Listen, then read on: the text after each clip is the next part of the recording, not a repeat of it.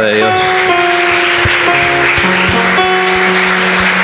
Gloria a Dios, fuerte, fuerte, que es para el Dios Todopoderoso. Colócate sobre tus pies en esta mañana y vamos a cerrar nuestros ojos por un instante. Vamos a adorar a Dios, glorificarlo.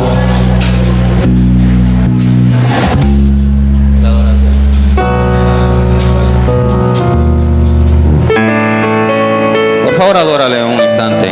Cierra tus ojitos. Dios está aquí. Su Espíritu Santo ha venido para ministrar nuestros corazones, nuestras almas, nuestros pensamientos. Oh, te adoramos, Señor. En medio de la adoración suceden cosas poderosas en nuestras vidas. Cuando le damos a Dios lo que a Dios le pertenece, Dios también nos da a nosotros. Por eso levanta tus manos al cielo en esta hora y glorifícale a Él. Tus ojos revelan que yo Santo, santo tu nombre. nada puedo esconder. Si te sabes esa adoración, cántala. Sin ti, Dísela con fuerza, Señor, con todo tu corazón, con toda tu alma, todo lo sabes en mí. con entendimiento. Adora a Dios en esta hora. Mira el corazón, Adóralo con entendimiento. todo lo puedes ver muy dentro de mí. Llenas mi vida a una sola verdad, que cuando me mira nada puedo ocultar. Sé es su fidelidad que lleva mi vida más allá de lo que puedo imaginar. ¡Aleluya! Sé Levanta tus manos que no puedo y bátelas ante el trono de su gracia. Adóralo, adóralo, adóralo, bendícelo. Te amamos, Padre. Te bendecimos. Que tu Te glorificamos. fidelidad lleva mi vida más allá De lo que puedo de lo imaginar. que puedo imaginar. Y yo sé Que no puedo negar que tu mirada puesta en mí me llena de tu paz. quiero que suavemente hables con Dios allí. Que bata tus manos por un instante, mujer. Bate tus manos en esta. Susúrrale al Espíritu Santo, Él está aquí. Deposita tus cargas en Él. Dice, venid a mí los que están cargados y trabajados, y yo les haré descansar. Oh, aleluya. Puedes respirar en esta hora. Puedes respirar profundamente y descansar en las manos de Dios. Puedes respirar en esta hora y saber que Dios está haciendo algo con ese familiar que dejaste enfermo ahí en la clínica. Puedes respirar ahora y saber que Dios está haciendo algo con esa dificultad que dejaste en casa. Que si quizá hubo una discusión antes de salir de casa, pero puedes descansar en esta hora y saber que Dios está tomando el control. Que te está diciendo, deleítate en mi presencia primeramente. Deleítate en mí y yo te concederé las peticiones de tu corazón. Vamos a decírselo y tú se lo vas a decir con todas las fuerzas que tú tengas. En este día le vas a entonar esa adoración a Dios y vas a descansar en Él. Que no soy ¡Oh, aleluya! sin ti, oh fiel Señor. Samalaya, basama, aquí abasa. Todos los Poderoso. cuando miras el corazón, Todo lo puedes ver muy dentro de mí. Llevas mi vida, Señor, llevas mi vida a una nueva verdad. a una una sola verdad. Oh, Samalaya, Que cuando me miras, nada puedo ocultar. díselo fuerte. Sé Es su fidelidad que lleva mi vida más allá de lo que puedo imaginar. Sé que no puedo negar Aleluya. que tu mirada puesta en mí me llena de tu paz. Que tu mirada puesta en mí me llena de tu paz. Levante tus manos al cielo y dale gracias a papá. Dale gracias, dale gracias. Y dale un fuerte aplauso en esta mañana. A su nombre sea la gloria. Aleluya, Él está aquí. Él lo prometió, que estaría con nosotros hasta el fin del mundo. Amén. ¿Cuántos lo creen? Aleluya. Bien, vamos a ganar tiempo en esta mañana. Y quiero que vayas conmigo al libro de Apocalipsis, capítulo 1, verso 19. Y vamos a culminar. Vamos a culminar en esta hora pues el tema que hemos venido tratando acerca de escatología. Bien, el día viernes estuvimos hablando acerca de los temas que tienen que ver, o los aspectos que tienen que ver con los tiempos pasados, ¿verdad? Y para apoyarnos en esa posición bíblica, escatológica, nos hemos apoyado en el libro de Daniel. Todas las revelaciones que tuvo Daniel en ese tiempo pasado, aproximadamente en el año 536 a.C., se conectan con lo que dice el libro de Apocalipsis. Amén. Gloria a Dios para siempre. Estamos hablando de un tiempo casi de 600 años y cómo un libro en el Antiguo Testamento logra conectarse con otro libro en el Nuevo Testamento. Eso es lo que nos da la credibilidad de que esto que nosotros predicamos es la palabra de Dios. Amén. Y que fue diseñada y fue creada y le fue revelada a hombres de Dios. Amén. Y que el autor de ella original es Dios mismo. Y solamente tiene que ser así para creer que alguien puede conectar la historia del ser humano aunque esté separada 1000 o 500 años. Amén. O sea que el creador de esa palabra tenía que ser alguien con una mente infinita. Aleluya. Ninguna mente finita puede hacer lo que se hizo en estos 66 libros.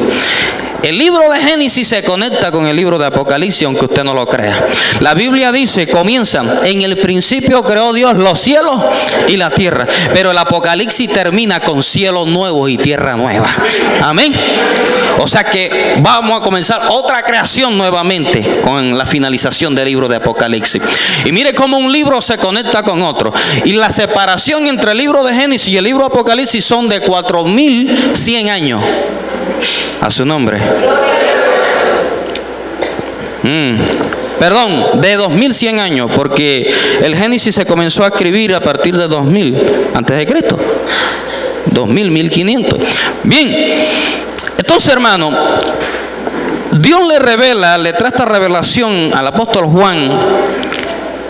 Y nuestro texto oro se encuentra en el capítulo 1, verso 1 de Apocalipsis, que dice: escribe las cosas que has visto, y las que son, y las que han de ser después de estas. Bendito sea el nombre de Dios. Y vamos a trazar nuestro tema en los eventos pasados, en los eventos presentes y los eventos futuros. Los eventos pasados nos hemos estado apoyando en el libro de Daniel y hemos estado hablando del capítulo 2 de Daniel, del capítulo 7 de Daniel, del capítulo 8 de Daniel, para los que estuvieron el viernes y estuvieron esta mañana. Gloria a Dios. Ahora, en esta hora vamos a hablar acerca del capítulo 9 de Daniel. Vaya conmigo allá. Todavía estamos ahí en los aspectos pasados. ¿Y qué vamos a hablar en el capítulo 9 de Daniel? Vamos a hablar de un tema que se llama las 70 semanas de Daniel. Aló. A su nombre. Las 70 semanas de Daniel. Gloria a Dios para siempre.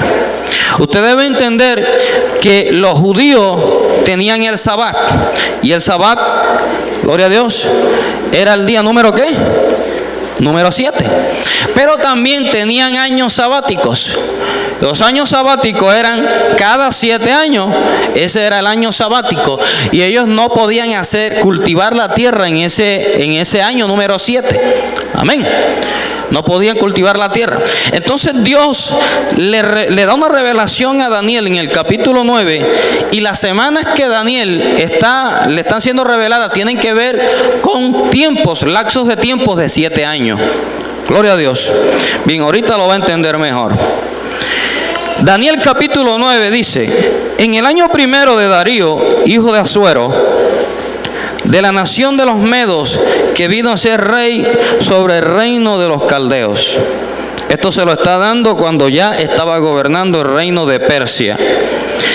En el año primero de su reinado, yo, Daniel, miré atentamente en los libros el número de los años que habló el profeta Jeremías. ¿Qué está haciendo Daniel? Estaba leyendo. ¿A cuánto les gusta leer? 2 o 3. ¿A cuánto? ¿Sabe que la Biblia hay que leerla, hay que investigarla? Hay que invertir en el conocimiento de la palabra de Dios. Hay gente que no le gusta invertir en el conocimiento de la palabra. No, mejor vamos a de eso así. Dice: en el año primero de su reinado, yo, Daniel, miré atentamente en los libros dice, el número de los años que habló Jehová al profeta Jeremías. Usted tiene que leer el libro de Jeremías para entender que Dios le muestra a Jeremías los tiempos, el tiempo que iba a durar Israel cautivo en Babilonia, que eran 70 años. Pero como Daniel está viendo que ya ese tiempo se cumplió, entonces le está preguntando a Dios qué va a suceder después con la nación judía. Entonces Dios le da una respuesta y dice que había de cumplirse las desolaciones de Jerusalén en 70 años. Dice: y volví mi rostro a Dios el Señor, buscándole en oración y ruego, y en ayuno, cilicio y ceniza. ¿Cómo tuvo la revelación de Dios? En ayuno, cilicio, buscándole en ruego, en ayuno, cilicio y ceniza. O sea, una búsqueda, una consagración al estudio. Estaba leyendo el libro de Jeremías, ojo, lo estaba leyendo, pero estaba en ayuno, estaba en oración. O sea que eso me da a entender a mí que Daniel apartó un tiempo. No sabemos qué tiempo duró Daniel preguntándole a Dios. Y en este momento de consagración, leyendo, investigando la palabra. Amén. El pastor dice algo: el conocimiento es ¿qué? Es poder. Y eso es algo que en la sociedad de estos tiempos abunda un conocimiento, pero un conocimiento que es ficticio. ¿Ven? Necesitamos el conocimiento de la palabra de Dios. Cuando Jesucristo tuvo la tentación, una de las formas que Cristo tuvo para enfrentar a Satanás no fue con el conocimiento humano.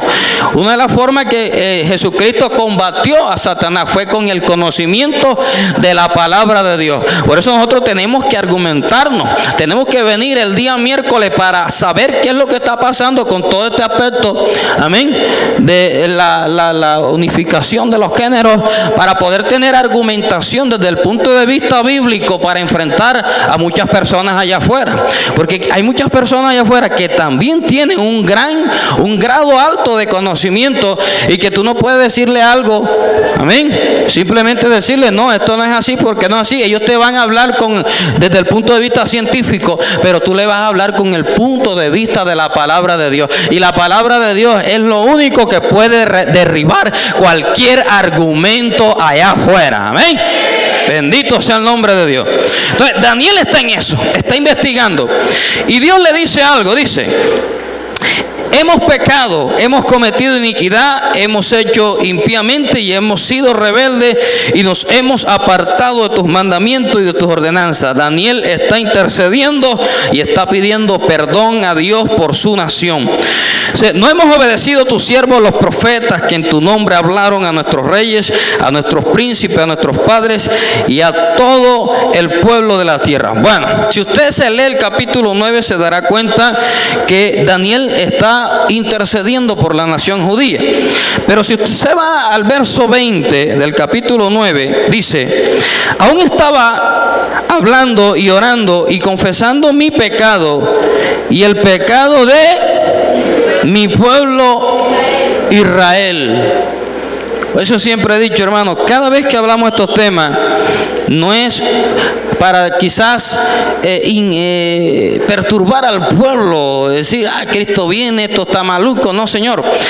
Uno de los propósitos fundamentales al enseñar esto es que el pueblo sea redarguido, que el pueblo entienda que estamos a las puertas de un gran acontecimiento y que es la venida de Jesús y que no podemos seguir adormeciéndonos.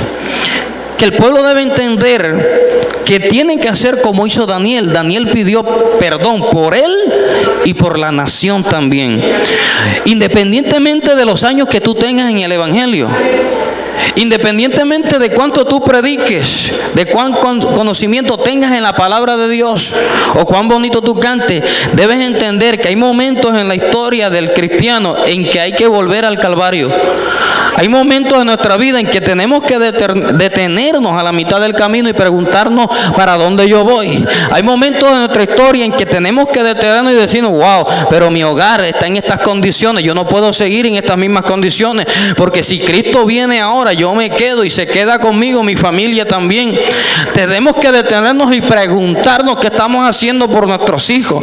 O sea, eso que se va a hacer esta semana, el miércoles, el viernes, el sábado, es algo fundamental, porque hay que hablarle a la niñez. Bendito sea el nombre del Señor, porque muchas veces la educación de nuestros hijos la está tomando la televisión. La educación de nuestros hijos la estamos abandonando simplemente en los colegios, pero no les estamos inyectando la palabra de Dios. ¿Sabe? El mejor antídoto para que tu hijo viva en medio de esta sociedad es que lo levante en los principios de la palabra de Dios. Por eso dice, instruye al niño en su camino y no se apartará de él ni aun cuando fuere viejo. El mejor antídoto para que tu hijo crezca en esta generación es que tú le enseñes la palabra de Dios. Y usted me preguntará, ¿y cómo sucede eso? Bíblicamente, cuando usted ve lo que pasó en Sodoma y Gomorra, cuando los ángeles fueron a buscar a Lot y a su familia, se dará cuenta que las hijas de Lot no estaban casadas todavía. Sus hijas no estaban casadas y vivían en una generación pagana. Ahora, yo no le estoy diciendo que su hija no se tiene que casar.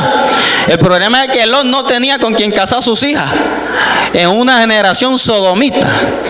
¿Aló? Era una generación corrupta. Y estas mujeres ya estaban grandes y cometieron el pecado cuando huyeron con Lot de tener relación con su padre. Y yo pregunto, ¿y qué pasaba con los hombres de Sodoma? ¿Por qué no se casaron allá? Pero estas mujeres me da a entender de que Lot las había ¿qué? Cuidado.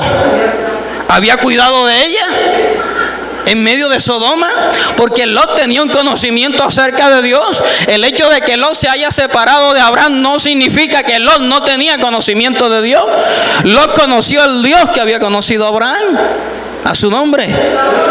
Entonces es importante eso, hermano, que el miércoles estemos aquí a primera hora, amén, con nuestros hijos. Y que el viernes también los adolescentes y los jóvenes, porque esa es la fuerza que Dios va a utilizar en estos tiempos para predicar el evangelio allá afuera. ¿Sabe? Usted pasa la mitad del día con jóvenes. Usted que está estudiando en un colegio, usted pasa la mitad del día, todos los días, con jóvenes. Las personas adultas pasan en el trabajo, pero los jóvenes pasan con jóvenes. Y esa sociedad es la que Satanás está dañando fuertemente. A su nombre. Pero mire esto. Dice, aún estaba yo hablando y orando. Ok, dice, verso 2. Aún estaba hablando en oración cuando el varón Gabriel, a quien había visto en la visión al principio volando con presteza, vino a mí como a la hora del sacrificio de la tarde. Y me hizo entender y habló conmigo diciendo, Daniel, ahora he salido para darte sabiduría y entendimiento. Un hombre que estaba buscando conocimiento, Dios se lo dio. Pero lo consiguió sentado con las piernas alzadas y viendo televisión. Lo consiguió aprendiéndose el Salmo 23 y ya. Estaba buscando, pagó un precio, hizo un sacrificio. Por eso el conocimiento cuesta, tiene un valor. Amén. Tiene un precio. Tenemos que invertir en el conocimiento de la palabra de Dios para poder crecer, para ser poderoso, una iglesia poderosa en la palabra de Dios. Amén. Que no pueda ser tambaleada por ninguna clase de doctrina ficticia allá afuera. ¿Cuántos lo alaban? Entonces le dice: al principio de su ruego fue dada la orden, y yo he venido para enseñártela, porque tú eres muy ¿qué? Qué bonito que Dios le diga a uno así, ¿verdad? Porque tú eres muy amado. Wow. Sí, entiende pues la orden y entiende la visión. 70 semanas están determinadas sobre tu pueblo y sobre tu santa ciudad, para terminar la prevaricación y poner fin al pecado y expiar la iniquidad, para traer la justicia perdurable y sellar la visión y la profecía y ungir al santo de los santos. Ya hablamos en el libro de Daniel 4 representaciones de imperios que la Biblia los tipifica como cabeza de oro, pectoral de plata, abdomen de bronce, piernas de hierro. Hemos hablado de eso en la primera escuela dominical, estuvimos hablando acerca de eso. También de los animales, cómo se tipifican. Hablamos de que el león, que la imagen que erigió Nabucodonosor es una tipificación del anticristo. Él va a pedir adoración, que se le adore. Esa va a ser una de sus características. Los persas, que Ciro firmó el pacto con Israel, e igual el anticristo va a firmar un pacto con Israel. Amén. Los griegos también, el poder que tuvo Alejandro Magno, la capacidad que tuvo para señorearse en tan poco tiempo de los reinos. El anticristo va a tener esa velocidad de gobierno, de poder para señorearse de los reinos del mundo. Y Roma, hay una característica en el imperio romano, y es que el imperio romano en el año 306 hubo un emperador llamado el emperador cristiano, que fue ¿quién? Diocleciano, ¿verdad?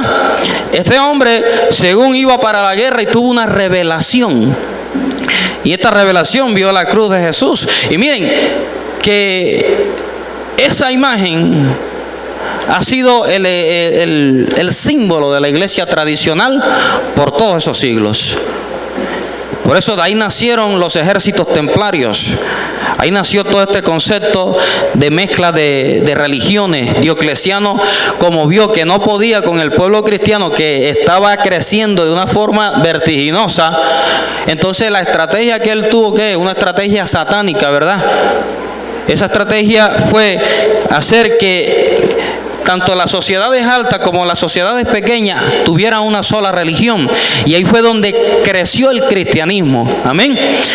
Y una religión mezclada. Entonces Diocleciano comenzó a meterle todo lo que se le aparecía, las imágenes romanas, las imágenes griegas. Y sabe, eso se vio en el imperio, en el cuarto imperio, que nos habla el libro de Daniel. Pero también va a tener una connotación y un cumplimiento en lo que habla el capítulo 13 del libro de Apocalipsis. También, amén. También va a haber una mezcla de religiones. Usted ve todos esos aspectos que usted está viendo, que el Día de los Santos no es más que el paganismo. Cuando ellos veían que una religión o una creencia o un ídolo tenía mucho impacto en la sociedad, su estrategia era no pelear contra esa publicidad que tenía un ídolo o tenía una práctica, sino que adherirla a su religión. Y eso fue lo que pasó con la creación del Halloween. Como ellos veían que los pueblos célticos y los pueblos europeos adoraban mucho ese día y lo guardaban mucho, ¿ok? Entonces adicionaron ese día y por eso ellos lo metieron el 1 de noviembre, que le consideran el día de todos los santos. Amén. Y eso lo hicieron en el año 600 después de Cristo. La Iglesia Católica tomó esos aspectos y dijo: no vamos a pelear contra esto, vemos que tienen fama, entonces nosotros vamos a crear el día de todos los santos también. Y adicionaron eso dentro de sus creencias. Eso es lo que hoy en día se le llama ecumenismo. Amén. La mezcla de todas las religiones, y hemos estado hablando acerca de eso. Hay que tener mucho cuidado, hermano. Nosotros con estos aspectos de la Navidad Navidad también hay que tener mucho cuidado. Bendito sea el nombre del Señor.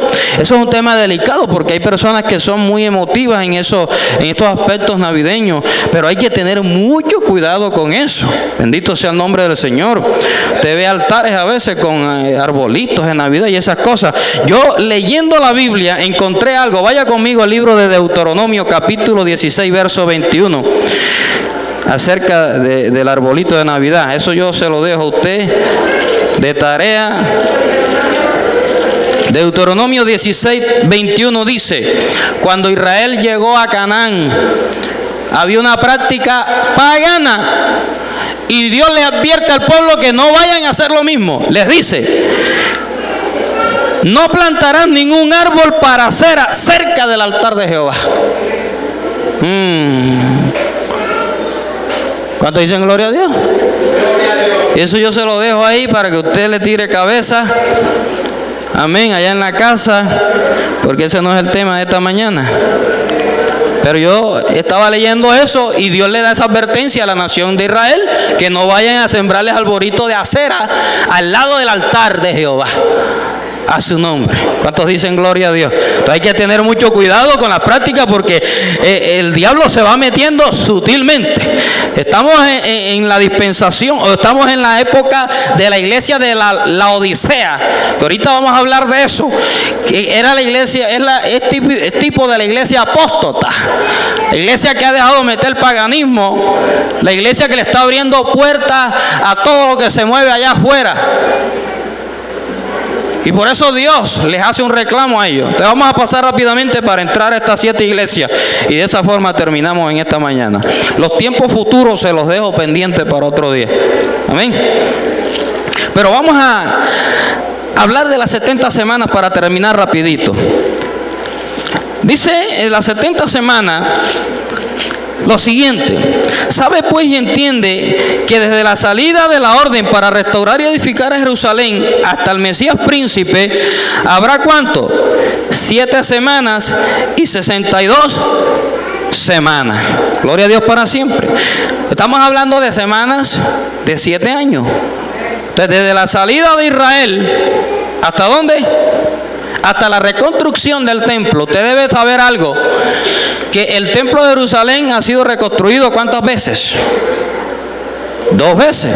Primero fue destruido por Nabucodonosor en el año 500, fue destruido por él, y los utensilios sagrados fueron llevados a Babilonia. Luego de eso se le permite a Israel hacer la restauración de Israel, de Jerusalén nuevamente. Y hay una reconstrucción nuevamente por ese templo. Hay una reconstrucción que la hizo Esdras y la hizo Nehemías. Reconstruyeron el templo. Pero el templo en guerras posteriores fue destruido nuevamente hasta que vino un hombre llamado, que la Biblia lo habla en el libro de Mateo, que se llamaba ¿cómo? Herodes. Y este hombre, para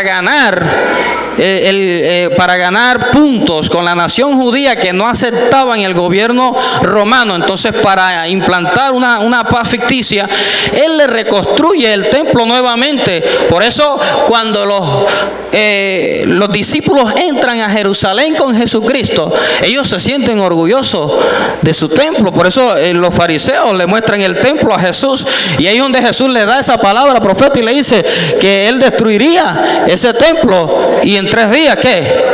Lo reconstruiría. Amén. Porque era un templo muy muy glorioso lo que había hecho Herodes para ganar el crédito de la nación. Amén. Bien, pero dice que habrán pasado 49 años, 7 semanas. Habrá 7 semanas, que 7 por 7, ¿cuánto es? 49 años. Y 62 semanas se volverá a edificar la plaza y el muro en tiempos angustiosos. ¿Por qué? Es lo que estoy diciendo. 49 años después, Esdras y Nehemías reconstruyen el templo, pero el templo a raíz de problemas, y lo que estaba hablando esta mañana de un hombre llamado Antioquio Epifani, que sacrificó un cerdo dentro del templo para que los judíos no entraran a hacer más sacrificios ahí. Luego de eso hay una posterior reconstrucción que fue la que hizo el rey Herodes. Y luego de eso, lo que dice Daniel, que habrán pasado 62 semanas hasta que se le quite la vida, ¿a quién? Al Mesías. En otras palabras, hermano, para no enredarlo tanto, porque yo sé que a algunos le estoy viendo los ojitos cuadrados. Desde la salida de Israel hasta la muerte de Jesús, pasaron ¿cuántas semanas? 69 semanas.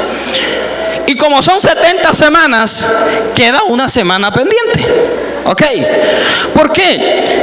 Miren lo profético. El templo se destruyó en el año 70 por el general Tito, que era el hijo del emperador.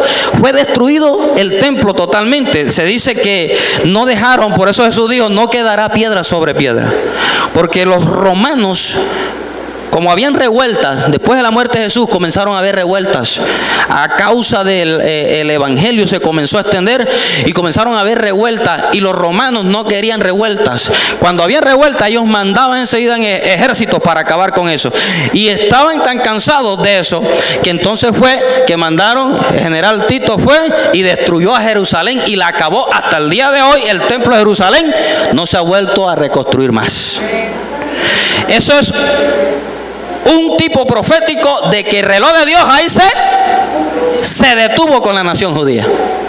La destrucción del templo, ¡pum! Bueno, paramos el reloj con la nación judía. Y ese reloj todavía no se ha activado con la nación judía. Entramos en una era del tiempo de la gracia, el tiempo gentil. Claro, el tiempo gentil nació desde la salida de Israel de Babilonia. Amén. Pero la destrucción del templo de Jerusalén es un simbolismo de que Dios se detuvo con la nación judía ahí. A su nombre, ¿cuántos dicen gloria? Y ese templo no ha sido reconstruido nuevamente. Nosotros sabemos que allí en ese lugar, no propiamente en el lugar donde está el templo hoy en día, está la mezquita de Omar.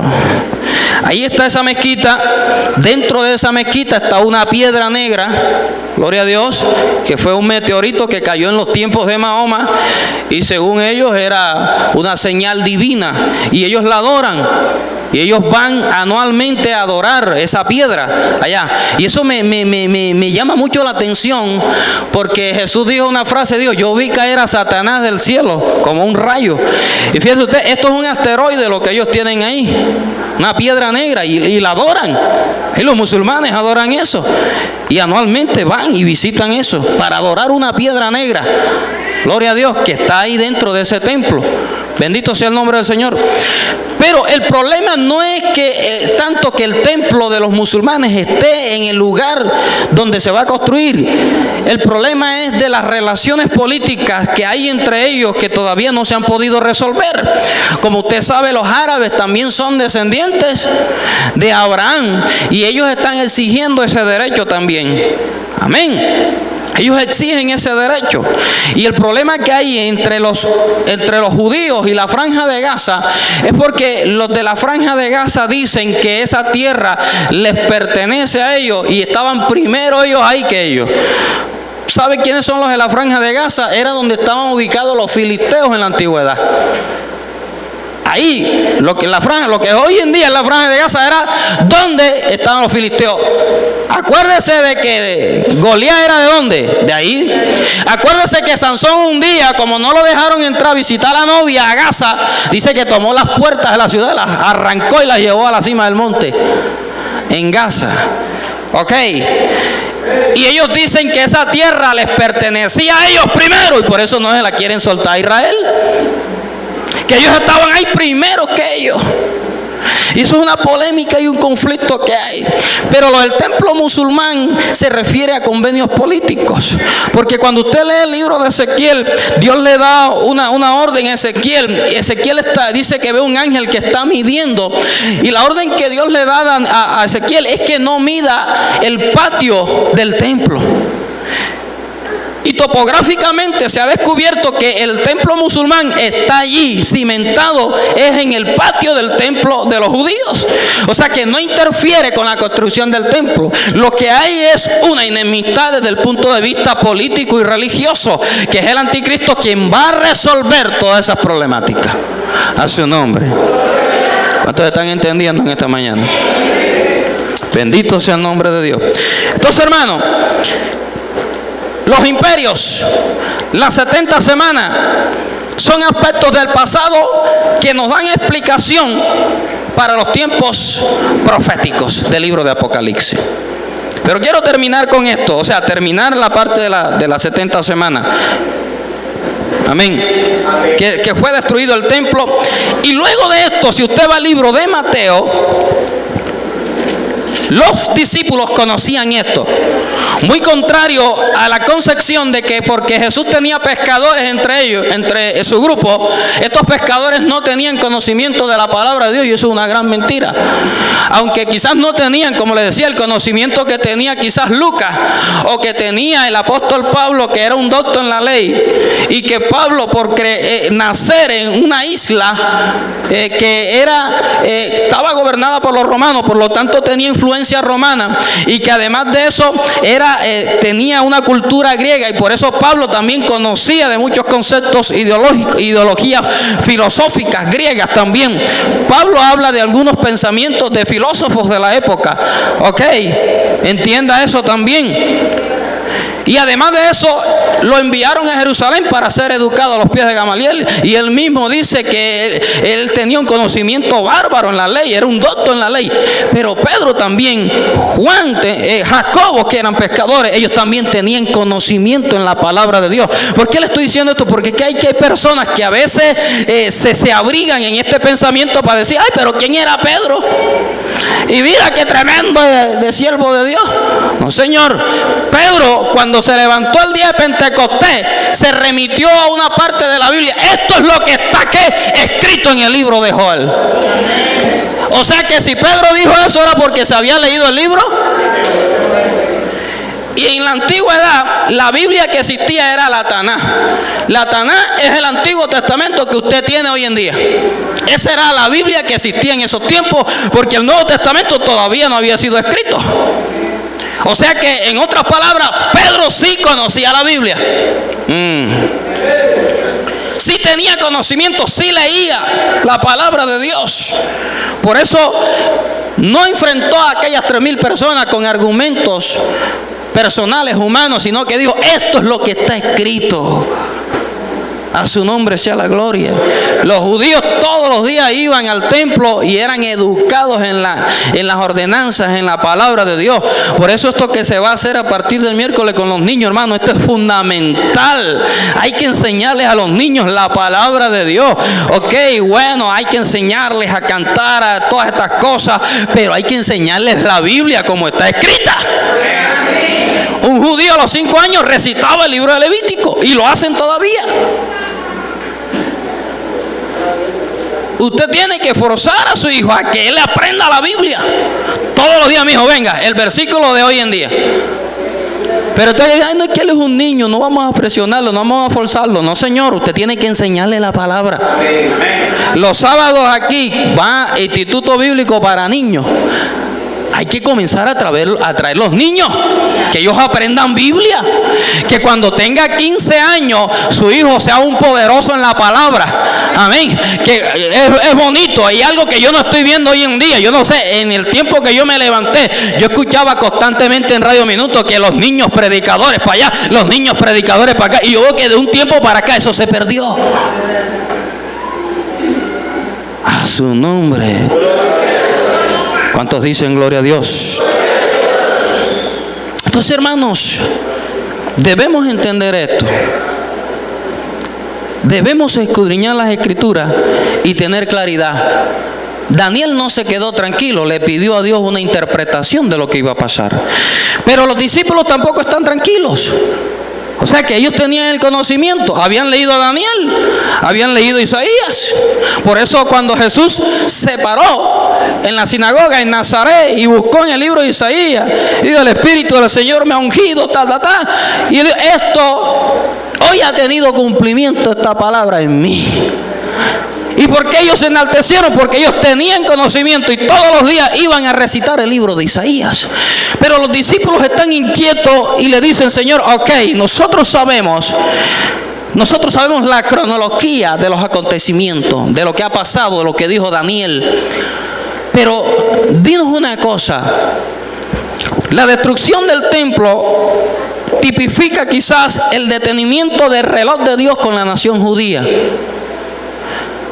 Pero en ese paréntesis, hasta que venga nuevamente para que se cumpla la semana última, la semana 70 de Daniel, ¿qué va a suceder? ¿Cuáles serán las señales que van a acontecer para yo estar apercibido y que no me pase lo que le pasó a la iglesia de Tesalónica? Que ellos estaban totalmente desesperados, y Pablo en 1 Tesalonicenses estaban desesperados, estaban vendiendo todo porque creían que ya Cristo iba a venir en ese tiempo. Amén. Entonces Pablo tiene que escribirle 2 Tesalónica y explicarle y decirles que debían estar tranquilos. Amén. Y no estar desordenadamente, porque hay unos que los estaban desequilibrando la calma, la paz del pueblo. Bendito sea el nombre del Señor. Entonces Jesús le dice en Mateo capítulo 24, vaya conmigo a Mateo capítulo 24. Dice: cuando Jesús salió, verso 1 en adelante, cuando Jesús salió del templo y se iba, se acercaron sus discípulos para mostrarle los edificios, lo que le estaba diciendo, los edificios del templo. Respondiendo él les dijo: ¿veis todo esto? De cierto os digo que no quedará aquí piedra sobre piedra que no sea derribada. ¿Por qué Jesús dijo eso? ¿Porque le dio rabia que le estaban mostrando el edificio? No, lo dijo porque Jesús sabía que ahí se marcaba el comienzo de un acontecimiento profético, y era que Jesús, el reloj de Dios se cerraba o se detenía con esta nación judía. Por eso aquí en lo que vamos a leer ahora, Jesucristo después inserta una señal que es importante. Ok, se detiene el reloj de Dios, pero cuando veis que la higuera florezca y esté reverdeciendo Israel, entonces sabéis que el tiempo se acerca. ¿Cuántos dicen gloria a Dios? Yo dije en la primera escuela dominical que hay muchas señales, y si usted no las quiere ver es porque no quiere. Pero hay muchas señales en la Biblia que son un termómetro que me avisa que Cristo está a las puertas. Yo decía, la Biblia dice: será como en los tiempos de Noé. Estarán muchos casándose y dándose en casamiento. Ok, bebiendo. Y la época de Noé se caracteriza por ser una época violenta también. Estos tiempos son violentos. Hoy la gente está buscando simplemente sus objetivos materiales. Por eso dice: estarán muchos casándose y dándose en casamiento.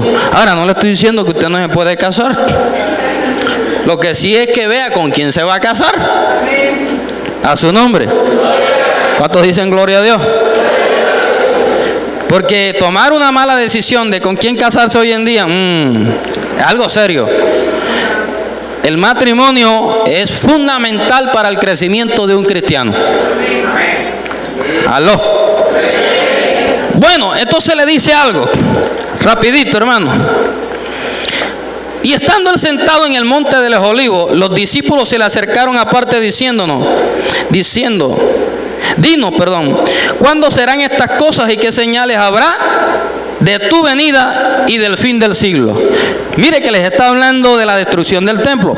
Comienza, ese reloj se detiene. Dice: porque vendrán muchos en mi nombre primero, diciendo: yo soy el Cristo, y a muchos engañarán. Y oiréis de guerra y rumores de guerra. Mirad que no os turbéis, porque es necesario que todo esto acontezca. Eso es lo que les estoy diciendo. No os turbéis, porque a veces nos turbamos con estos acontecimientos. Pero dice: pero aún no es el fin. Todavía no, porque se levantarán nación contra nación y reino contra reino, y habrá pestes y hambre y terremotos en diferentes lugares. Eso lo estamos viendo en estos tiempos. O sea, la profecía de Daniel se cierra. Luego Jesucristo añade lo que va a pasar dentro de ese paréntesis que estamos viviendo, y luego le da la revelación al apóstol Juan para que continúe el curso de esa historia. Eso es lo que me fascina a mí de la escatología bíblica. Amén. Terremotos. ¿Qué está diciendo la ciencia? Estamos viviendo en la época de los terremotos. A raíz de los temblores que la Tierra ha tenido, ha movido el eje terrestre. Usted sabe que el eje terrestre es un eje imaginario. La Tierra no está totalmente recta, está inclinada. Tiene un ángulo de inclinación, una pendiente, lo que se habla en física. Y el ángulo de un cuerpo determina su rotación. Es decir, que dependiendo como sea el ángulo de un cuerpo, así va a ser la elipsis, que en este caso crea la Tierra, que Él va a crear. Si el ángulo es pequeño, el movimiento, el desplazamiento, la rotación va a ser pequeña. Si el ángulo es grande, el desplazamiento va a ser grande. Entonces, ¿qué pasa? Que los terremotos que han estado sucediendo hoy, en estos últimos siglos en la Tierra, han movido el ángulo de la Tierra. ¿Y eso qué implica? Si usted tiene un trompo y usted le tira una piedrecita al trompo y no lo mueve, sino que lo logra estremecer, el trompo cambia inmediatamente su rotación.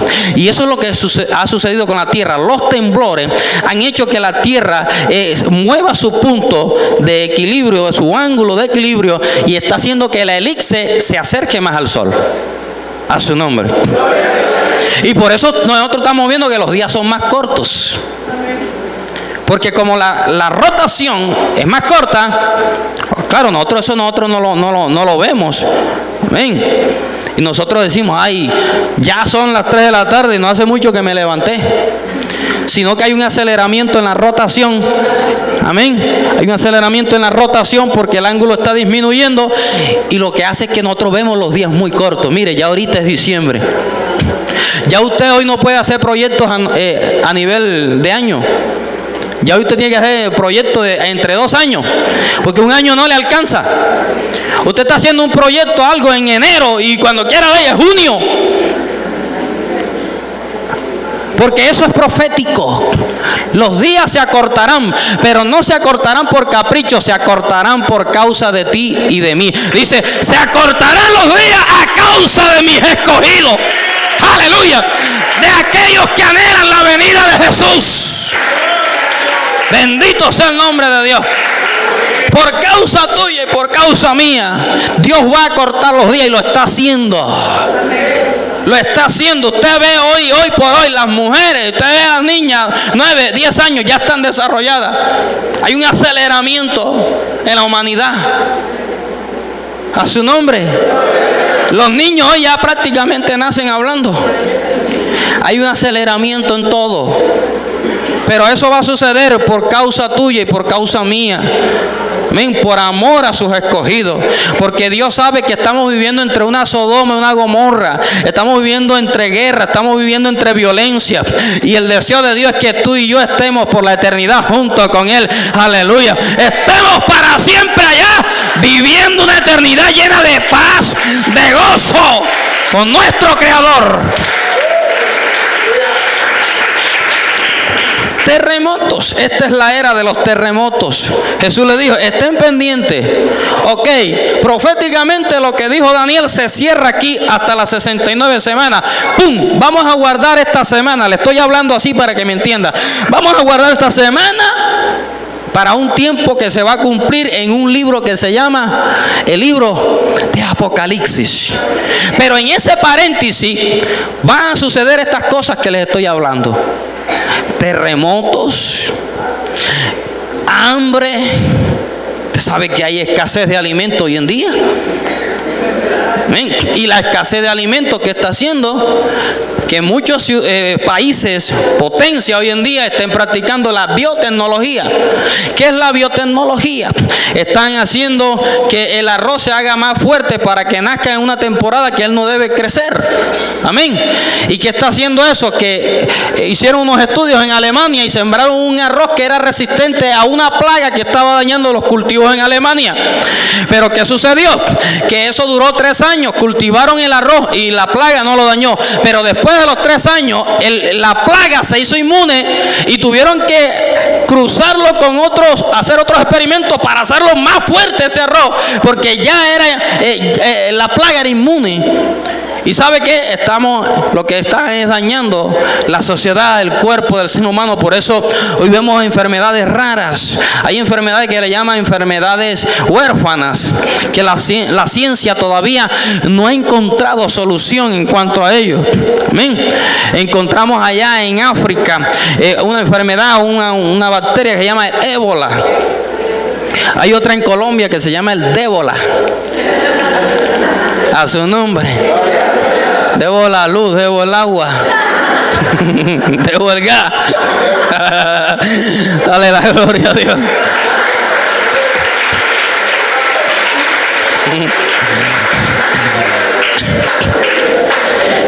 El SIDA, a su nombre.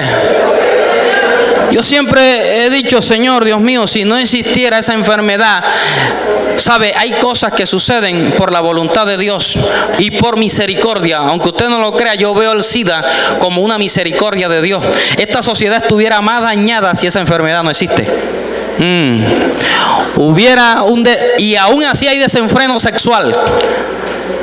Pero si esta enfermedad no existiera, por lo menos Dios ha recuperado algún porcentaje, amén, de la humanidad a través de esta enfermedad. Y muchos dicen, no, porque tengo miedo de pronto vaya a contagiar a mi esposa, vaya a contagiar a alguien. Amén. Me recuerdo que pasó una vez, una época yo trabajaba en un hospital y el hombre se deterioró, se murió, estaba flaquito, una enfermedad como esta. Y él no sabía, un hombre del campo, campesino, no sabía dónde había contraído esta enfermedad. Y la mujer, una mona así bonita. Y los médicos, bueno, pero ¿dónde contrajo? Él que frecuentaba los bares. Y Dios, no, él no frecuentaba ningún bar. Y de alguna forma él contrajo esta enfermedad. Él ha donado sangre, él se ha hecho alguna cirugía. Nada, él ha sido un hombre que coge su burrito, se va para el monte y se viene en la tarde. Esto pasó, estos son hechos de la vida real. ¿Y qué pasó? Que los médicos dijeron, bueno, voluntariamente vamos a hacer un examen de sangre, simplemente para descartar. ¿Qué pasó? Ella era la que la había contraído, pero ella era portadora. ¿Ven? Y al Señor se lo llevó en 3 meses. Ella era portadora porque se acostaba con un joven en la época de las autodefensas, que ellos promovieron el SIDA en todos esos pueblos. Se acostaba con él. Por eso, hermano, la mejor cura para eso es la fidelidad. Por eso Pablo se los dice a la iglesia de Tesalonicenses, porque había un libertinaje, como que había un libertinaje, y él le dijo que cada quien sepa gozarse con su propia esposa. Las canitas que usted se tiene que tirar al aire, se las tiene que tirar con su esposa. Amén, a su nombre. ¿Cuántos dicen gloria a Dios? Hay unos que se han tirado tantas canitas con la esposa que ya. Pero mire algo. Habrá terremotos, habrá guerras, enfermedades. Muchos tropezarán entonces y se entregarán unos a otros y unos a otros aborrecerán. Y muchos falsos profetas se levantarán y engañarán a muchos. Y todavía estamos en ese paréntesis. Y eso es algo que no es que lo vamos a vivir, es algo que lo estamos viviendo. Algo que lo estamos viviendo. La palabra, lo que se predique, tiene que estar fundamentado en la palabra de Dios. No estar basado en una conducta simplemente emocionalista para hacerte pensar a ti que todo está bien, pero en realidad tu vida espiritual va en picada. A su nombre. Y muchos falsos profetas. Hay en el mundo entero. Hay en Colombia. Hay en todas las ciudades de Colombia. que están predicando simplemente un evangelio próspero, un evangelio de bendición, pero se está olvidando la doctrina fundamental. Hago la claridad, no estoy en contra de un evangelio próspero y bendecido por Dios, porque como les decía, Dios es el dueño del oro y la plata. Dios es un Dios próspero, es un Dios bendecido, pero nuestra doctrina no se debe basar en eso. Amén. Nuestra doctrina se debe basar en lo que es básico, lo elemental, lo fundamental, lo que me hace crecer a mí como cristiano. Por eso dice la Biblia, cuando yo cumplo estos fundamentos bíblicos, dice, entonces las demás cosas serán añadidas. Amén. Pero yo no puedo colocar las cosas que son añadidas como las elementales para mi crecimiento espiritual. ¿Cuántos dicen gloria a Dios? A su nombre. Bien. Y por haberse multiplicado la maldad, el amor de muchos se enfriará. Eso es una señal que va a tener y que la estamos viendo en estos tiempos. Hay una frialdad en el amor tremenda. Hoy usted ve la maldad en el mundo. Usted está viendo cómo se está matando a la gente. Y a veces nosotros como cristianos no nos importa eso. Nosotros estamos viendo la niñez que se está perdiendo. Y como cristianos nosotros no nos está importando eso. Porque hay una frialdad en el amor. Nosotros estamos viendo de pronto que un hermano está pasando por un momento difícil. Ay, el hermano no vino hoy. Bueno. No vino mañana, no vino el domingo. Ya, no nos importa. Amén. Por eso Pablo le dice a la iglesia, dice que debían que animarse unos a otros. Eso no es un compromiso ni una responsabilidad del pastor, simplemente, hombre, si yo hoy no vi a Pedro en la iglesia, yo cojo el teléfono y digo, mi hermano Pedro, ¿dónde estaba hoy? No lo vi en la iglesia. Porque la Biblia dice que debemos animarnos los unos a los otros. Porque no somos de piedra, no somos de hierro. Van a haber momentos en que usted se va a debilitar, usted se va a desanimar. Y usted necesita la voz de alguien que le diga, hermano, vamos para adelante. Que lo coja y se lo tire el hombro por una temporada y diga, vamos para adelante. A su nombre. El amor de muchos se enfriará. Y es algo que está sucediendo en la iglesia actual. Y estamos buscando muchas veces el beneficio propio. Y nos estamos olvidando de lo que la iglesia realmente necesita. Y eso es falta de amor. Porque cuando yo busco mi bien propio solamente, ¿qué dice? Estoy demostrando que no hay amor en mi corazón. Y una de las características que debe tener la iglesia fue lo que Jesús dijo: en esto conoceréis que sois mis discípulos, que os améis los unos a los otros. Amor, que se sienta que hay hermandad, que hay amor en la iglesia de Jesús. A su nombre, ¿cuánto dicen gloria a Dios? Pero para saber y practicar el amor hay que entender lo que es el amor. ¿El amor qué? Todo lo cree, todo lo soporta, no hace nada indebido, no busca lo suyo propio, es benigno, no es jactancioso. Estas características que tiene el amor deben tener cumplimiento en la iglesia de estos tiempos. A su nombre. Pero vamos a avanzar, hermano, porque quiero tocar siquiera 2 iglesias. Amén. Y terminar. Dice, por tanto, y será predicado este evangelio por todo el mundo para testimonio a todas las naciones, y entonces vendrá el fin. Por tanto, ojo, cuando veáis en el lugar santo la abominación desoladora de la que habló el profeta Daniel, el que le entienda, ¿cuál fue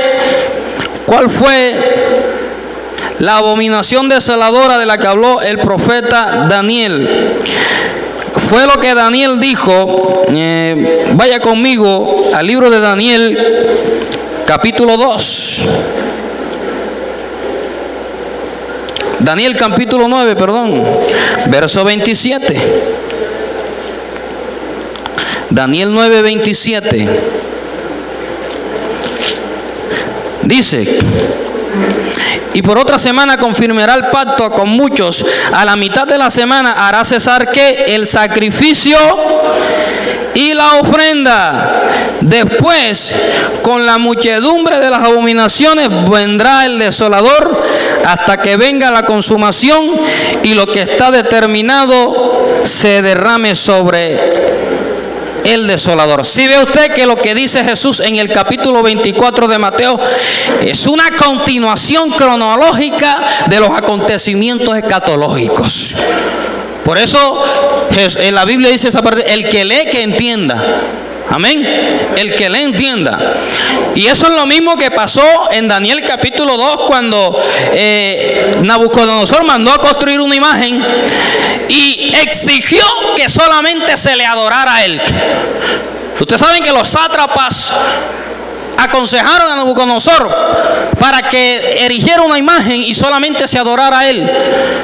Esto va a tener cumplimiento allí. Solamente se le va a adorar al anticristo. Y todo aquel que no adore, entonces ¿qué pasará? Perderá su vida.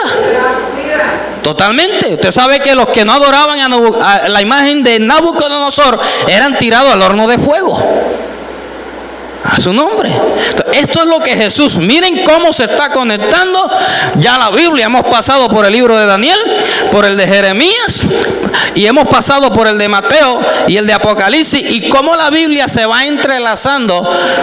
Y eso es lo que a mí me emociona, de saber que estoy predicando un mensaje que fue dado por una mente sobrenatural que no puede equivocarse nunca.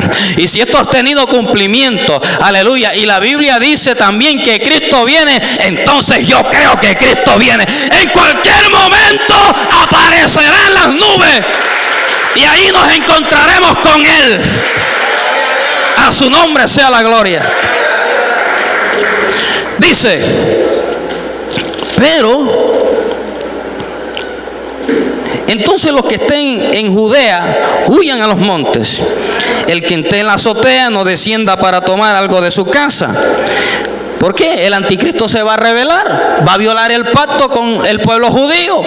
Ahora ya va a haber, por eso hay tres postulados escatológicos que son el pretribulacionario, el tribulacionario y el posttribulacionario.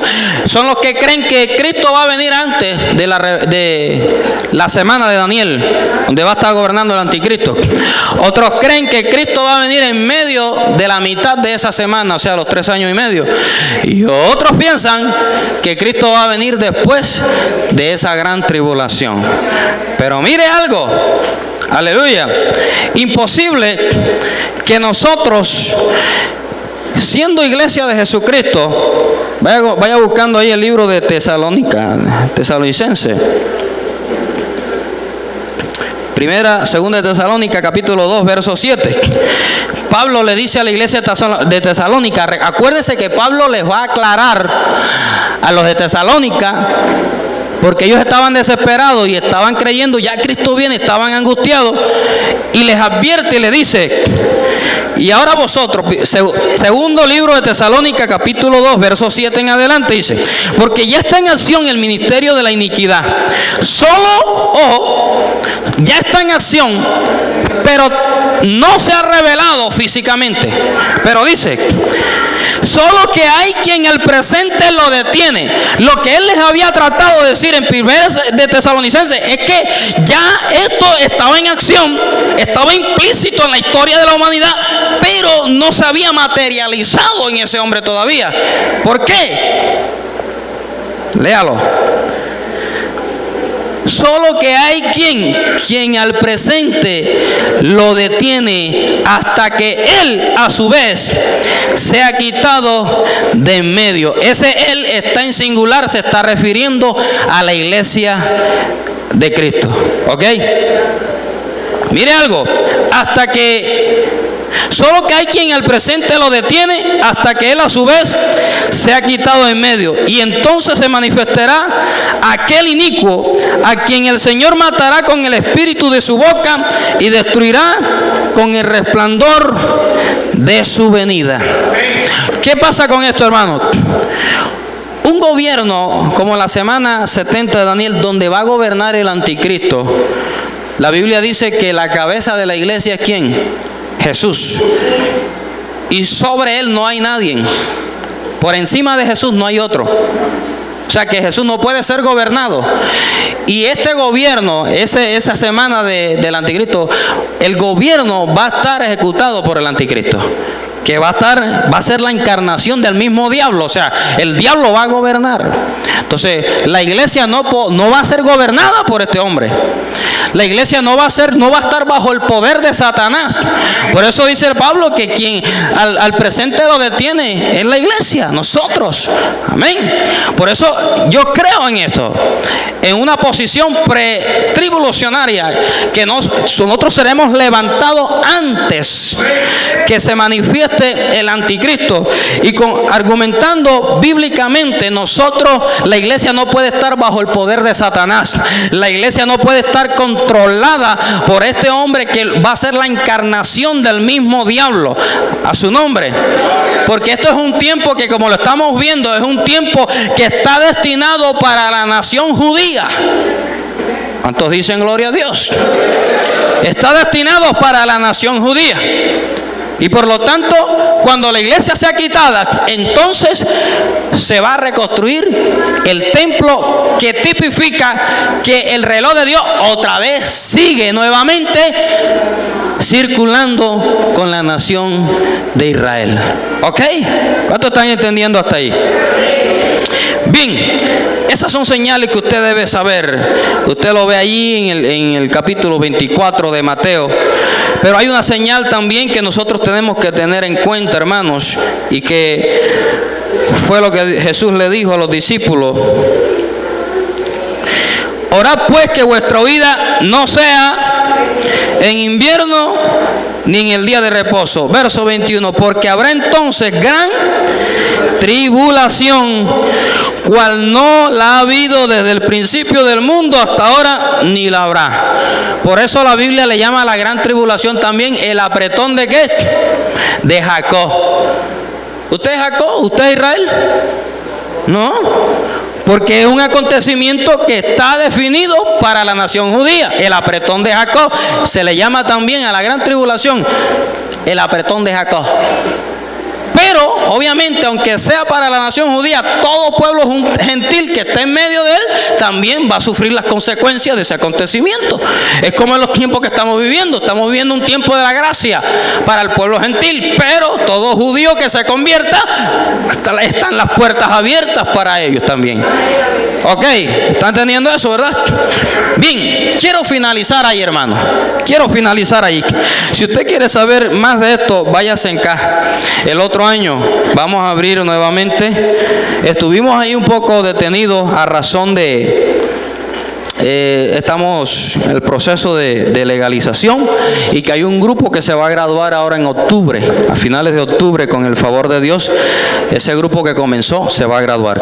Pero quiero finalizar con los tiempos presentes. Cuando Juan está allí, venimos desde Daniel, pasamos algún detallito en el libro de Mateo, y llegamos hasta Juan en el año 95. Y Juan está viviendo un momento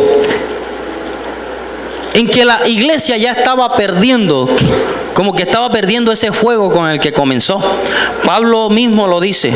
Pablo se queja algunas veces que muchos se habían apartado de él y se habían ido al mundo. Pablo dice que muchos lo dejaron solo allá en Asia, como que la iglesia ya estaba en el año 95. Usted sabe que en el año 30 Cristo muere.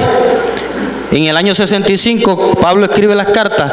Ya en el año 95 como que la iglesia estaba allí, estaba perdiendo como que la motivación. Entonces Dios tiene que enviarle un mensaje a las 7 iglesias que estaban en Asia. No era que existían estas 7 iglesias solamente, existían muchas iglesias. Si usted lee la historia, hay un hombre que se llama Ignacio. Muchos que lo conocen es como San Ignacio, pero Ignacio fue uno de los líderes que también estuvo en la iglesia después del año 100 después de Cristo. Se le conoció como un apologético. Los apologéticos eran los que defendían la doctrina cristiana. A su nombre. Pero, escuche bien, él dejó una carta. También se le conocen como las epístolas de Ignacio. Lo que pasa es que la iglesia cristiana no aceptó sino los libros que fueron escritos única y exclusivamente por los apóstoles. Pero hubieron muchos hombres que escribieron libros en esa época, y dentro de ellos está Clemente, está también Ignacio, que se le conoce como San Ignacio. Fueron apologéticos. Es como si el pastor Neri hubiera vivido en esa época y hubiera escrito el libro Buenos Días, el Espíritu Santo y yo. Era un defensor de esa doctrina del Espíritu Santo, y era un hombre que dejó, así Ignacio dejó cartas escritas también, se le conocen como las cartas de Ignacio, y él habla de que existían muchas iglesias en Asia. Pero ¿por qué Dios toma solamente 7 iglesias en Asia? ¿Por qué? Porque estas iglesias encerraban características que iban a definir la historia de la iglesia cristiana durante todo el tiempo que estamos viviendo. Ejemplo, vaya conmigo a Apocalipsis capítulo 2. Ya vamos a acabar. Regáleme 3 horitas y... ¿Cuánto están aprendiendo en esta mañana? Mire, primero Jesús se presenta, y lo que me llama la atención es que Jesús se le presenta al apóstol Juan como él es, como lo vamos a ver allá arriba. Las características, le da las características como usted y yo vamos a ver a Jesús todos los días allá. Claro que allá no va a haber día, amén. Allá no va a haber sol. Allá siempre vamos a vivir en la eternidad. Allá no hay que, hoy es miércoles, hoy es jueves. No, allá no va a haber día. Usted no va a vivir en el tiempo. Bendito sea el nombre de Dios. Si usted se lee en la casa el capítulo 1, se dará cuenta cómo Jesús se presenta al apóstol Juan, las características que tiene Jesús. Amén. Ahí dice: yo Juan, vuestro hermano y copartícipe vuestro en las tribulaciones, en el reino y en la paciencia de Jesucristo, estaba en la isla llamada Pasmo. Bien, dice, y en medio, dice el verso 13, y en medio de los 7 candeleros a uno semejante al Hijo del Hombre. ¿Cómo estaba? Vestido de una ropa que llegaba hasta los pies. Mire cómo viste Jesús. Y ceñido por el pecho con un cinto de oro. Su cabeza y sus cabellos eran blancos, como blanca lana, como nieve. Sus ojos como llama de fuego. Y sus pies semejantes al bronce bruñido, refulgente como en un horno. Y su voz como estruendo de muchas aguas. Amén. Miren las características que Jesucristo le muestra al apóstol Juan. Juan tuvo que haberse asombrado, porque Juan caminó con Jesús, amén, en su ministerio, y lo conoció, y ahora se le está mostrando de esa forma. Amén. Hoy este es el mismo Jesús con el que yo caminé 3 años y medio de ministerio. Tremendo. Y ese es Jesús, el Rey de Gloria, que nosotros vamos a ver todos los días por la eternidad allá arriba. Bendito sea el nombre de Dios.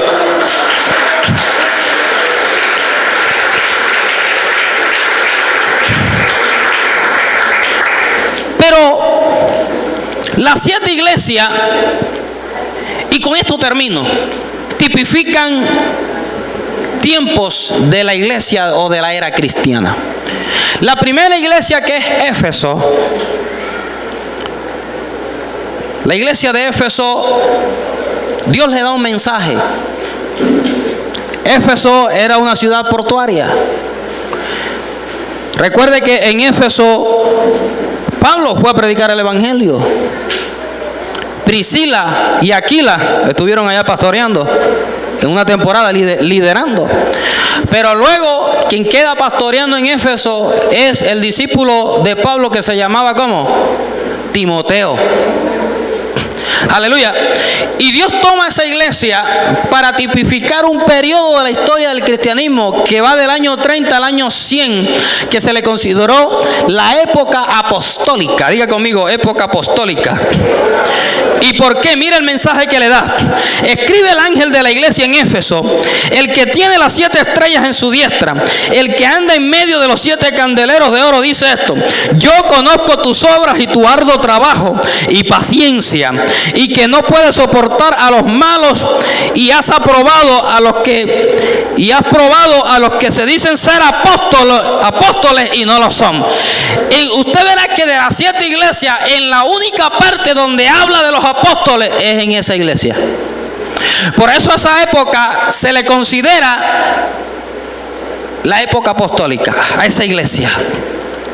Y mira el mensaje que Dios le dio: pero tengo contra ti que has dejado que tu primer amor, porque ya finalizando el año 100 la iglesia estaba perdiendo ese amor. Por eso Dios tiene que permitir una persecución global de la iglesia para que la iglesia se despierte. Y cuando estamos adormeciéndonos, por eso a veces nos vienen problemas. Los problemas nos despiertan. Los problemas nos hacen buscar a Dios.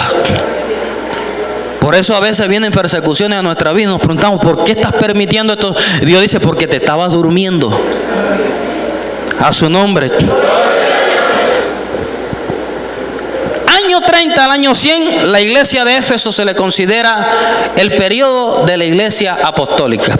Pero del año 100 hasta el año 300 hubo una gran persecución. Y mire, por eso a eso se le llama el tiempo de la iglesia de Esmirna. Vaya conmigo al capítulo 2, verso 8 en adelante. Y escribe el ángel de la iglesia en Esmirna, el primero y el postrero, el que estuvo muerto y vivió, dice esto: yo conozco tus obras y tu tribulación. Porque del año 100 al año 300 comenzó una gran persecución. Y mire, dice: yo conozco tus obras, tu tribulación y tu pobreza. ¿Tu pobreza por qué?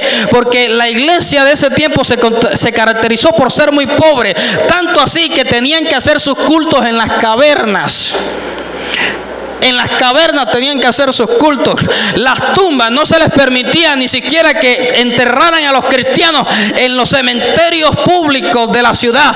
Tenían que enterrarlos en las mismas cavernas donde ellos hacían sus cultos, y ahí enterraban. Por eso en las excavaciones en Roma se han encontrado, y en Francia y en todo esto en muchos países se han encontrado allí en el Medio Oriente cavernas, y dentro de esas cavernas sepulcros de personas que murieron, cristianos que murieron, aleluya, donde en el mismo lugar donde hacían sus cultos y sus ceremonias cristianas. Por eso la iglesia de Esmirna es catalogada como ese periodo. En otras palabras, hermano, miren, Dios le está dando a Juan cómo iba a ser la historia también de la iglesia cristiana. Aló. ¿Cómo iba a ser su historia la iglesia de Esmirna? Bueno, hay muchos detalles relevantes e importantísimos, pero que el tiempo no nos los permite. Amén. No, tengo solamente unos 15 minutos y el tiempo no nos permite eso. Pero mire algo, vamos a pasar a la iglesia de Pérgamo en el verso 2. Verso 2. Dice: y escribe al ángel de la iglesia en Pérgamo, el que tiene la espada aguda de 2 filos, dice esto: yo conozco tus obras y dónde moras, donde está el trono de Satanás, pero retienes mi nombre y no has negado mi fe, ni aun en los días en que Antipas, mi testigo fiel, fue muerto entre vosotros. Esto, la iglesia de Esmirna se le cataloga como el tiempo que va desde el año 300 hasta el año 600. ¿Por qué? Porque ahí está diciendo algo, dice: pero habitas en ¿dónde? En el trono de Satanás. En Esmirna había, en la plaza pública, había un gran trono inmenso y estaba vacío, porque los habitantes de Esmirna tenían una concepción, pensaban que periódicamente los dioses se turnaban para sentarse en ese trono. Por eso el apóstol escribe y dice que allí está el trono de Satanás. Pero a esta iglesia de Esmirna se le cataloga la iglesia estatal del Estado, porque recuerden que desde el año 300 el cristianismo se fusionó, se mezcló, se comenzaron a mezclar todas las religiones. Por eso se le cataloga como la iglesia estatal del Estado. Amén. Voy rápidamente, hermano, porque estamos contra el tiempo, ¿ok? Vamos al verso 18. El mensaje a Tiatira. Dice: y escribe al ángel de la iglesia en Tiatira, el Hijo de Dios, el que tiene ojos como llama de fuego y pies semejantes al bronce bruñido, dice esto: yo conozco tus obras, y amor y fe y servicio, tu paciencia, y que tus obras posteras son más que las primeras. Pero tengo unas pocas cosas contra ti, que toleras que esa mujer Jezabel, que se dice profetiza, enseñe y seduzca a mis siervos a fornicar y a comer cosas sacrificadas a los ídolos. Había algo que estaba pasando con la iglesia de Tiatira, y es que había pecado allí. Amén. Y había una mujer que al parecer estaba promoviendo los sacrificios, o quería mezclar el cristianismo con aspectos también que tenían que ver con el paganismo, y muchos estaban cayendo en fornicación y en adulterio. Y fíjese que eso está pasando en la iglesia de estos tiempos también. Ya se está promoviendo también. Por eso, hermano, la Biblia nos ordena que nosotros tenemos que vestir con pudor. Amén. Porque una de las características que tenía Jezabel, cuando usted vaya al libro de Reyes, era que ella promovía la sexualidad, promovía también el adulterio, la fornicación. Ellos adoraban a Baal y a Acera, y se desnudaban y comenzaban a danzar sensualmente alrededor de Baal y de Acera, y comenzaban a tener relaciones allí delante de esa imagen. Amén. Entonces hay que tener cuidado con esto, porque si Dios tomó esa iglesia como una imagen de la condición del pueblo cristiano, es porque eso lo estamos viviendo en estos tiempos también. Pero habla de una época de la iglesia antes de la reforma, ¿ok? Dice: pero tengo pocas cosas contra ti, que toleras a esa mujer Jezabel, que se dice profetiza, enseña y seduzca a mis siervos a fornicar y a comer cosas sacrificadas a los ídolos. Y le he dado tiempo para que se arrepienta, pero no quiere arrepentirse de su fornicación. He aquí, yo la arrojo en cama y en gran tribulación a los que con ella adulteran, si no se arrepienten de las obras de ella. Y adulterio no solamente significa aquí desde el punto de vista espiritual tener relaciones, ¿verdad? Sino también cuando usted va al mundo, allá a comer de las algarrobas del mundo, usted está adulterando, porque usted está casado con Dios. ¿Ven? Usted tiene una relación íntima con Dios. Y cuando usted va al mundo a practicar de las cosas del mundo, en estos fines de año que se presta para eso, usted está adulterando espiritualmente hablando también. ¿Ok? Bien. El mensaje a Sardis, el mensaje a la Odisea, el mensaje a Filadelfia, todos estos son tiempos de la iglesia. Pero quiero terminar con el mensaje a la Odisea, que es el último. El mensaje a Sardis es la iglesia reformada, la iglesia de la Reforma con Martín Lutero. El mensaje a Filadelfia es la iglesia misionera que se dio desde el año 1700 hasta el año 1900, con estos grandes personajes como Jonathan Edwards, como John Wesley, que extendieron el evangelio por toda Inglaterra, por las costas occidentales de los Estados Unidos, en Filadelfia, por ahí todo eso. Pero la última iglesia es la iglesia de este tiempo. La iglesia de la Odisea dice: y escribe el ángel de la iglesia en la Odisea, he aquí el amén, el testigo fiel y verdadero, el principio de la creación de Dios, dice esto: yo conozco tus obras, que ni eres frío ni eres caliente. Ojalá fuese frío o caliente. Pero por cuanto eres tibio y no frío ni caliente, te vomitaré de mi boca. Esta es la condición de mucha iglesia actual hoy en día. No estoy diciendo que es avivamiento, pero es la iglesia. Cuando hablo de iglesia, entiende el concepto, que estoy hablando de forma general. Amén. Porque hay que muchos dicen: ay, ¿y será que el que se cree el único santo aquí? Estoy refiriéndome a la iglesia general. Yo hago parte de esa iglesia. A su nombre. Gloria al Señor. Cuando hablamos de iglesia no hablamos de templo, hablamos de la iglesia, el cuerpo de Cristo. Pero por cuanto eres tibio y no frío ni caliente, te vomitaré de mi boca. Porque tú dices: yo soy rico y me he enriquecido y de ninguna cosa tengo necesidad, y no sabes que tú eres un desventurado, miserable, pobre, ciego y desnudo. Tú dices que eres rico, Porque la iglesia de este siglo XXI se caracteriza por eso, por ser una iglesia bendecida, próspera.